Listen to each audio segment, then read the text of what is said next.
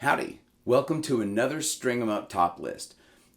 Just a quick announcement, from here on out, any top list episodes will not be top 10 lists. They will in fact be top 9 lists. Why?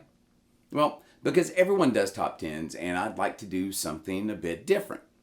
So this time we'll be looking at 9 amazing rock groups who for one reason or another never got the recognition they deserved. Now remember, I don't do best lists. I'm not interested in trying to present supposed objective thought. These are my subjective favorites. And I would like you to feel free to share your favorites in the comments. And also please like, share, and subscribe. All right, here we go. This is 9 amazing rock bands you've never heard and possibly never even heard of.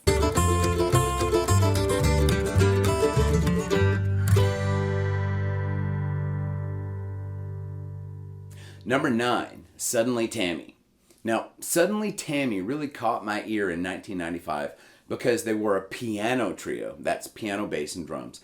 And this was in the era of post-Nirvana grunge, NSYNC, and proto-nu metal. Beth Sorrentino's songs are often dreamy, impressionistic soundscapes which frame her soaring yet wistful vocals like a Manet painting. However, the muscular rhythm section of her brother, drummer Jay Sorrentino, and bassist Ken Heitmuller always push the pulse forward even in the quietest of moments, which always elevates the material out of that cliched piano music category. Songs like The Driving Hard Lesson, The Big Guys Are Coming with its big limping 6/8 rock groove, and the appropriately named Funky are excellent examples of guitarless yet powerful and emotive rock music. 8. Baby Animals.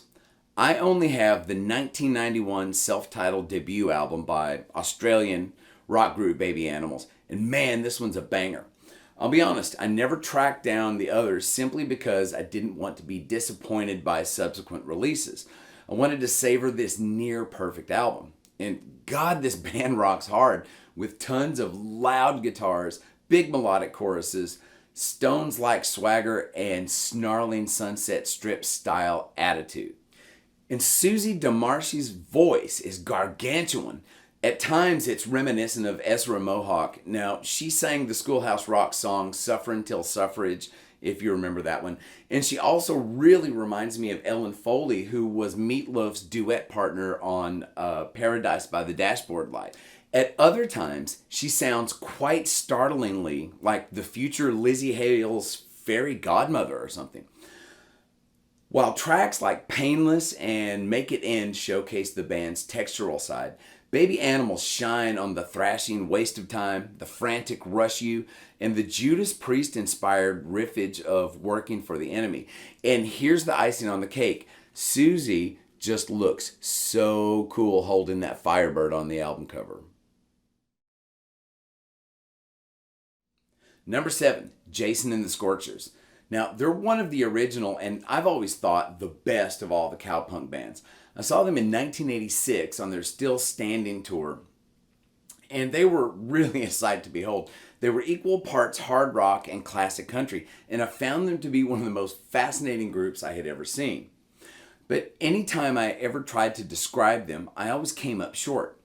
Now, later I came across a 1985 article from The Guardian written by Michael Hahn, which stated, the guitarist's desire to sound like AC/DC and the singer's love of Hank Williams meant that for the first few years of their career, at least, Jason and the Scorchers made music that sounded like no one else, a berserk, overdriven racket in which country covers and Ringenberg's originals were played with Nevermind the Bollocks power by the other three. So hopefully that description does the job for you. And keep in mind, Werner Hodges is a beast of a guitarist, and he never gets the recognition he deserves. Their discography is on Spotify, so be sure to check out the tunes Golden Ball and Chain, I'm a Gypsy Now, Help There's a Fire, and Where Bridges Never Burn. Also, they do a really awesome frenzied cover of John Denver's Take Me Home Country Roads. Number 6, The Angels.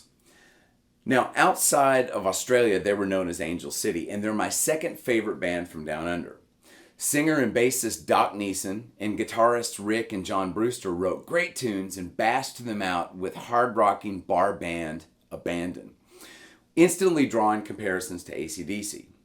And though never as popular in the States as AC/DC, they weren't without their influence, most noticeably on LA hard rock band Great White, who covered their song Face the Day from this album, Dark Room. Now, I remember hearing that cover for the first time, and it was also the first time I had ever heard Great White. And I was thrilled that someone on American radio was playing one of my favorite Angels tunes. But I was so disappointed that it wasn't the original. So, in the end, this is just a story of a great band who never got their due, right? Well, hang on. Earlier this year, my daughter was watching an animated movie called Back to the Outback, and she asked me what I thought of it. Well, I jokingly told her if the movie was worth a damn, they'd have some Angels tunes in the soundtrack of a film which was set in Australia. Lo and behold, in the big climactic chase scene at the end of the movie, there it was. Take a long line from the album Face to Face, a song my high school rock band used to play. So check out the albums Night Attack, Dark Room, and Face to Face. Number 5, Klaatu. If you've ever heard anecdotally of the group everyone thought was the Beatles, well, Klaatu is that band. And with songs like Sub Rosa Subway, Dr. Marvello, California Jam, and We're Off, You Know, coupled with a virtual media blackout concerning the band members' identities, it's easy to understand how those Beatles rumors started. But if you dig a little deeper, you'll find the Aerosmith-inspired Anus of Uranus, originally entitled Heinous of Uranus, and there's a whole story there. True Life Hero, or the Muppet-like madness of Sir Bodsworth Rugglesby and Mrs. Toad's Cookies. And if you also take a look at the grand operatic London Symphony Orchestra-driven concept work Hope, well, the Beatles comparison just doesn't hold up. Klaatu was always so much more than just their Beatles influence. Now, even though Klaatu is a band most of you have probably never heard of, chances are, if you're a well-rounded listener, you actually have heard one of their songs. In 1978, the Carpenters, yes, those Carpenters, took their cover of Calling Occupants of Interplanetary Craft to the top 40 in the United States and to the top 10 in the UK. And as good as the Carpenters cover was, and it was good, it's nothing compared to the original. For a real treat, and this takes some patience because this is essentially an orchestral work, put on a pair of good headphones, dim the lights, and listen to side 2 of their second album, Hope. Movements 2 and 3, Loneliest of Creatures and So Said the Lighthouse Keeper, feature possibly the grandest and then the saddest moments ever to appear on a rock record. Number 4, Skeletal Family. Now, I'm a big fan of weird or scary music, so early on I embraced the British post-punk or gothic movement, and Susie and the Banshees were my absolute favorite. Now, a few years ago, I accidentally discovered Skeletal Family while browsing for some Susie videos on YouTube. And their 1984 debut album, Burning Oil, reminds me quite a bit of the early Banshees albums. It features tribal drums, chiming yet distorted and textural guitars, and frantic, yelping, often pitchy vocals. But while the Banshees always exhibited a cool sophistication even in their most hysterical moments, the Family is positively feral sounding. They sound every bit like a pagan bacchanalia, punctuated by Anne-Marie Hurst's grunts, howls, barks, and yelps. And her sobbing, echoed vocals on the trees, which is punctuated by giggles, gasps, screams, and near atonal guitar riffing, is a masterclass of how to evoke a terrifying soundscape. Songs like Burning Oil, Ritual, Black Juju, and The Joy Division or New Order-esque Just a Friend are some obviously standout tunes. Now, my favorite era of the band features vocalist Katrina Phillips, But I'll be discussing that incarnation of the band later because Katrina is on my upcoming top 9 list of favorite female vocalists. So look out for that. Number 3, Crack the Sky. Now, I've already talked about Crack the Sky a bit in my favorite bands top 10 list, so forgive me for bringing them up again. Now, in high school and my first 2 years of college, I worked as a weekend DJ at a couple of local radio stations. I was introduced to bands like Crack the Sky, The Angels, Klaatu, Trooper, Kate Bush, and others by all of my older DJ buddies. And in response, I would turn them on to bands like 45 Grave, Lena Lovitch, and Pixies. Now, I don't know about other cities, but in Fort Smith, Arkansas in the 80s, all the DJs knew each other and shared all the oddball music they listened to with each other. So why was it only the DJs who knew about Crack the Sky? Well, the story is that while radio stations got copies of their third album, Safety in Numbers, to play, cases and cases of Safety in Numbers, and this was the album that was supposed to break them wide open, were lost in a warehouse somewhere, and product never got into the record stores. So as far as I can put it together, that's how on-air DJs became the gatekeepers to Crack the Sky. Now, ever since high school, I've been on a mission to tell everyone about Crack the Sky because they should have been so much bigger. So listen to the first 3 Crack the Sky records: Crack the Sky, Animal Notes, and my favorite, Safety in Numbers. Also, 1988's From the Greenhouse is a pretty amazing album. Number 2, 45 Grave. This is my absolute favorite of all the American death rock bands. Now, some of you might ask what death rock is, and I just don't have time to explain it here. But there are lots of articles and videos, so I'll let you make your own deep dive into the topic. But let's just say it's a subgenre of punk or post-punk, and when it's done well, it sounds like what you might expect. Now, 45 Grave is probably the most ghoulish of them all, and this is their album Sleep in Safety, one of my all-time just favorite albums anyway. And on this album, they do songs about phantoms, vampires, tombs, violent crimes, cannibalism, and just evil in general, among other things, believe it or not. And they did this all decked out in corpse paint and capes, just playing a thrashy yet clever mixture of abrasive hardcore and atmospheric metal. But there was always an underlying sense of fun and facetiousness with their collective tongues planted firmly in their collective cheeks.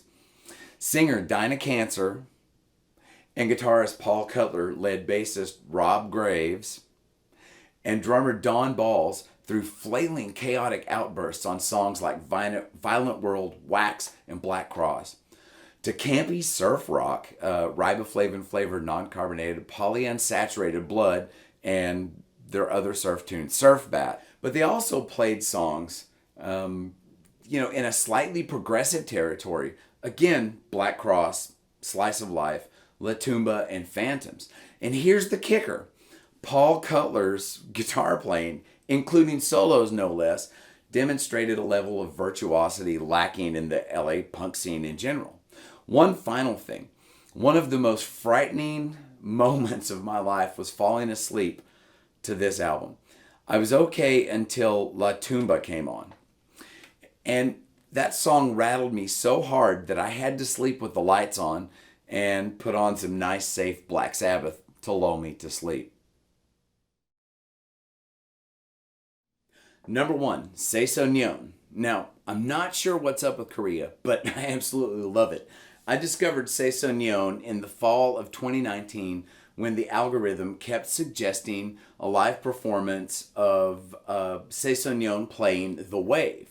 Now, I wasn't sure what it was, but at that point I was up to my elbows in K-pop and I figured I'd give it a try. Well, it wasn't K-pop, but it was amazing. Hwang So-yoon, with her trademark tinted glasses and ever-present strat, is an absolutely spellbinding performer. She growls, whispers, moans, and chirps while she sings, and all the while beating the hell out of her poor strat. Now, she's not a shredder, but geez, she can play guitar. And she can write.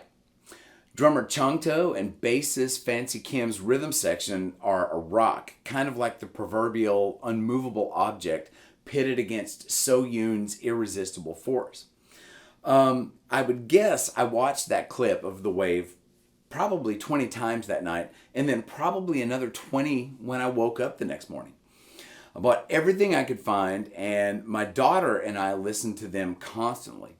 Their debut album, Summer Plumage, is a mixed bag featuring dreamy soundscapes like I'm Watching a Loneliness Just Arisen, Japanese-inspired city pop songs like A Long Dream and Gurumi, and flat-out rockers, The Wave and Summer Plumage. Now, their latest single, Joke, is a dastardly, trashy, rockin' take on the blues. In fact, I would imagine that if Frank Zappa and Prince ever hosted a blues jam, and the Dreaming era, Kate Bush, came to sit in, this is about what it would have sounded like. Check this band out. Please like, share, and subscribe if you're enjoying the channel's content. Hit the notification bell so you'll always know when a new episode drops. And feel free to leave comments or any suggestions for any topics you might like to see in some future videos. Remember, more top 9 lists and workshop videos are on the way, so stay tuned. My name's Dave Holland, and thanks for watching String 'em Up. Have fun, stay safe, and I'll see you next time.